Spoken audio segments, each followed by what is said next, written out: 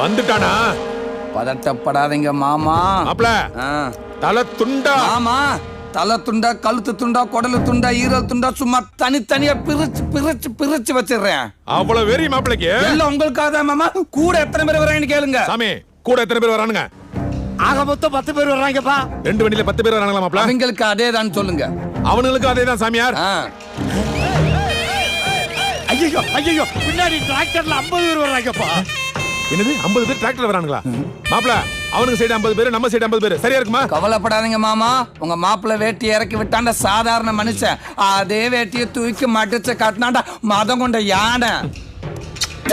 மதம் கொண்ட யானை இருக்குடா.